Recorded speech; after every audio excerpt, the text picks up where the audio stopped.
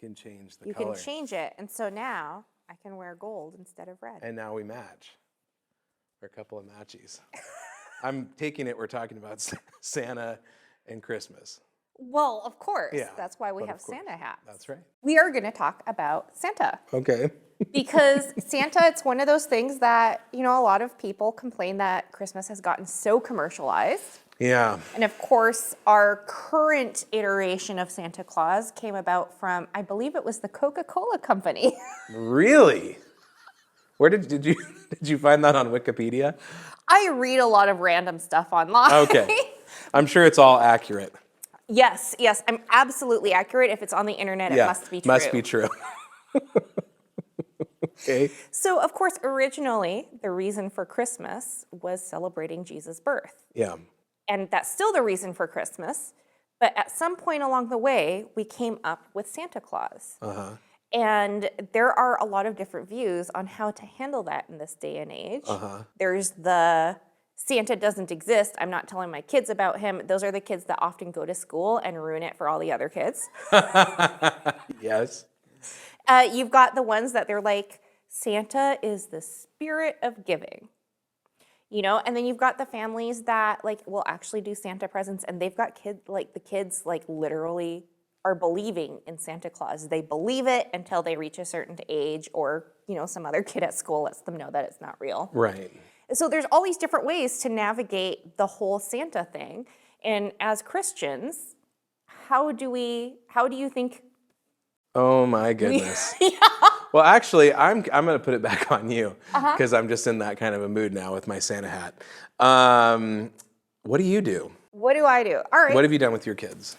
So growing up, every year, my kids get presents from the parents in the family, and they would get one Santa present. Okay. And this one Santa present, I would buy special wrapping paper, so it was super magical. We would arrange for it to just appear after a trip or something. And it would be something that I normally wouldn't buy the kids for whatever reason. So something that is extravagant, not necessarily in cost. So for my daughter, when I think she was 3, I got her this beautiful music box. It's a little jewelry box. You opened it. There's a little ballerina that spun. And it's something that, honestly, she probably shouldn't have had that young. I knew that she was probably going to destroy it and lose some of the inside pieces and stuff because it wasn't exactly age appropriate. But it was something that made her feel very loved and very special. And she absolutely believed it was from Santa. And one year we did a snow globe that lit up, and it actually had an electric motor in there to blow the snow everywhere. So that's pretty cool. Kind of magical. And the way I explained it to my children is that Santa is demonstrating Christ's extravagant love for us with extravagant presents for you guys. That this is a demonstration of So Santa is Jesus' representative.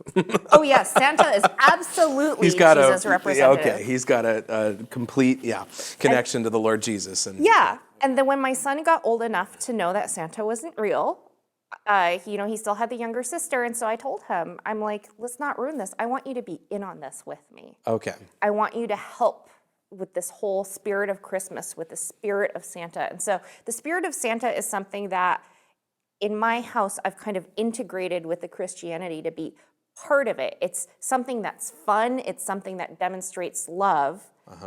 But also, it's not something we talk about a ton. Other than that one present, we don't sit there and talk about Santa. We don't put out cookies for him. I was going to say, do you wait do the for him to cookies? come down the chimney? Okay.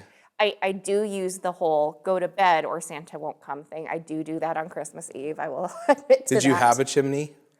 I did. I'm pretty sure a big man in a red suit was not going to fit down it. Yeah, that's right. That's kind of part of the problem, isn't it? Well, interesting. Yeah, for me growing up, my parents did the Santa thing, and I challenged it. I was a very argumentative child. I'm sure you couldn't guess that. I know, yeah. I argued with everybody, including my teachers. I was, a wonderful student and child. But anyway, we were taught the Santa thing, and it was kind of a fun deal, like you were talking about. And we would get a Santa present, and that was usually the bigger gift.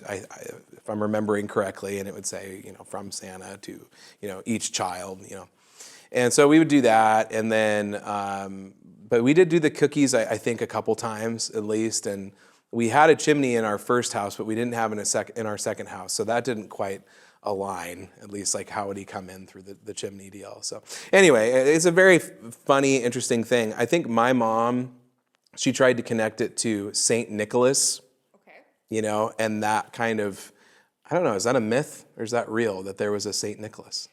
I think there really was a Saint Nicholas. And if you find out if there's a Saint Nicholas, tell us in the comments. That would be a good comment one. Yeah.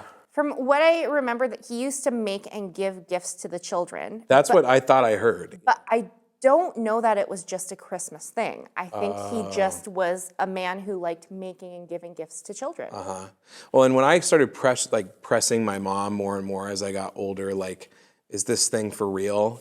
She leaned more and more into there was a Saint Nicholas, and this is what he did. And so to commemorate that, that was kind of the connection.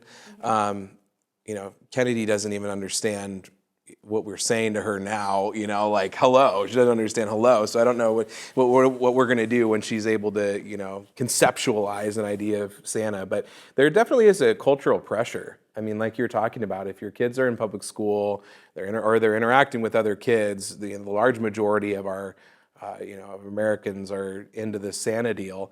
And so to not be into the Santa deal is a pretty countercultural thing. And so I think there are, you had some of those ideas of how to redeem it.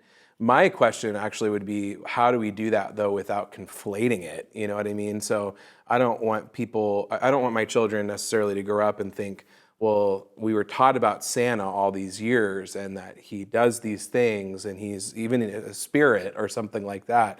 And that's what they learn growing up. And then they go, well, that's not true. And then, well, I've also been taught all these things about Jesus. So how do we avoid that? I mean, how have you tried to avoid that as a parent? Or have you thought about that as much? I think whenever I talked about Santa or whenever Santa did anything, it was always very kind of lighthearted and fun and surfacey. And it did not last. It wasn't present in every part of Christmas. And that's very different when I talk about Jesus or about the purpose of Christmas. It's much more serious. We literally read it from the Bible. We're celebrating it in church. They're hearing it from multiple places. And, it's something that we talk about when they go to bed and when they wake up. And so that, I think, makes it like a different level of seriousness. Gotcha. But at the same time, I don't want them to think, oh, Santa is the fun part of Christmas, Jesus is the not fun part. The serious part, yeah. I think that those are all things we need to be aware of and thoughtful of because, we are, as parents, the primary disciple makers of our children. Yes. We are the ones that are passing on a legacy of faith, or should be passing on a legacy of faith to our children. And so we want to think about these sorts of things, and that I actually put the onus back on the parents. Similarly, when we talked about Halloween, I think that this is a matter of Christian liberty. I think the things that aren't a matter of Christian liberty have to do with you need to teach your children about Christ. Yes. You need to teach your children about what he's done. You need to teach about how he took on human flesh, how he became this baby, and kind of those parts of the gospel. We need to teach our children the gospel and how to live in light of the gospel. When it comes to these extra things that are kind of cultural, I think we need to be careful to keep them distinct. And I think we need to keep them minor in comparison to the major teachings of the faith that we want to pass on to them. Yeah. So those would be the concerns and kind of the principles. And then from there, I think each parent has to make the decision that's going to be best for their family and best for their community. Yeah. And I think we kind of see that like in church during the Advent season, we're not going to be singing Santa Claus is Coming to Town in church service. No, we're not. But at Glow, where it's a concert and it is meant to be fun. And it's aimed at kids. It's aimed at kids. It's a family event. So we sing, that's really interesting and funny that you mentioned that. So we sing Run, Run, Rudolph. We're going to sing Rocking Around the Christmas Tree, stuff like that. That are in the years past, we have sang, Rudolph the Red-Nosed Reindeer. We've sang, Santa Claus is coming down, that kind of stuff.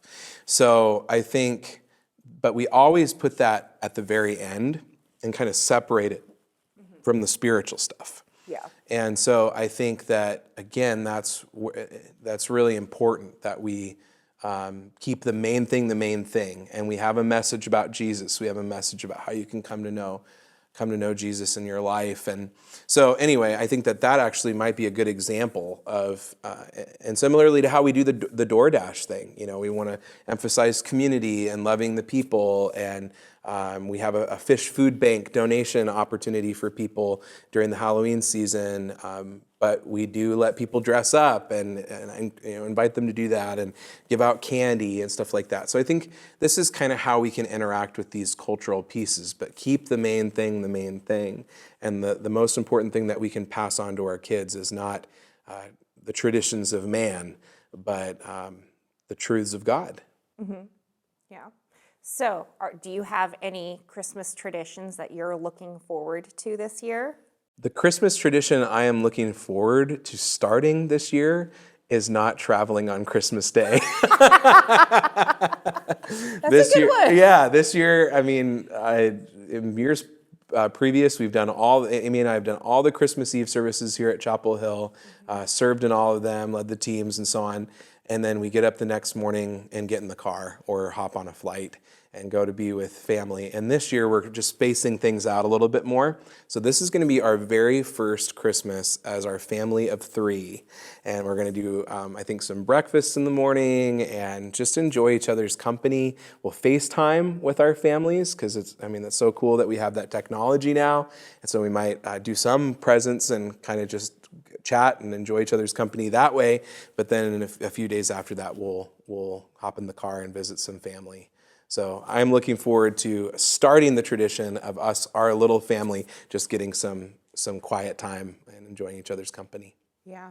How about you? I am really looking forward to getting my Christmas decorations up, especially the lights, because this time of year, it is just so dark. Like, I feel like at 4 o'clock, it's dark. That drives me crazy because I'm like, what happened to the sun?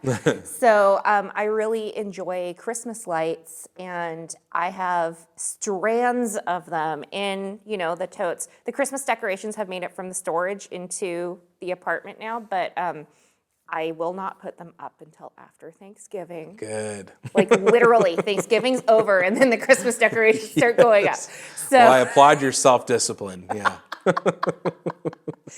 All right, well, thank you so much for joining us. This was a funner episode talking about Santa and our fun little Santa hats, which, by the way, are super, super hot. Yeah, I'm boiling. You're boiling under there? Yeah. I don't want the hat back if it's I think I'm going to keep it. All right, sounds good. You could check out our website for all the goings-on happening around Christmas, chapelhillpc.org/Christmas. I hope to see you at Glow, which is our fun family Christmas concert, and also at one of our many, many Christmas Eve services. You can find all the times online.